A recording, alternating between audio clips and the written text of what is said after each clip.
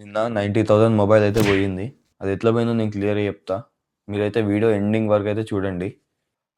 Actually ఈ story ఎందుకు చెప్దాం అనుకుంటున్నా అంటే స్టోరీ కాదు. నిన్న రియల్‌గా జరిగింది. నాకు తెలిసిన ఒక అన్నకి ఏమైందంటే ఆయన బస్ స్టాప్‌లో ఉండి నార్మల్‌గా ఇట్లా ఫోన్ ఓపెన్ చేసి బస్ ఎప్పుడొస్తదా అని చెప్పి చూసుకుంటుండు. సో, ఇక్కడ ఏమైతదంటే చాలామంది యూకే వాళ్ళు ఇక్కడున్న వాళ్ళు ఏం చేస్తారంటే దొంగతనం చేస్తారు. మన ఫోన్‌ని ఇట్లా మనం తీసి వాడుతున్నప్పుడు ఇట్లా గుంజుకొని వెళ్ళిపోవడాలు అవి చేస్తారు.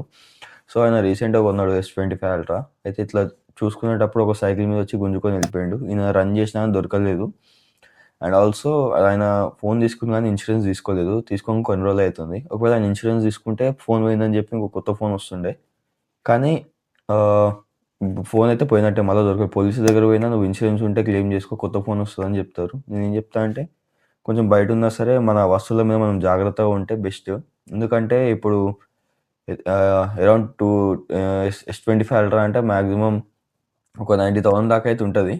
సో, నేనేమంటున్నా జాగ్రత్తగా ఉండాలి. ఎందుకంటే మన కంట్రీ అయితే వాడు ఎక్కడ పోయినా సరే కెమెరాలు చూసి పట్టుకొని వెతికి మరి తీసుకోవచ్చు. 2 కొట్టన్నా తీసుకోవచ్చు. ఈడ పట్టుకొని కొట్టినా గాని తప్పే. సో, వాని మీద చెయ్యేసినా తప్పే. సో, కొంచెం జాగ్రత్తగా ఉంటే బెస్ట్.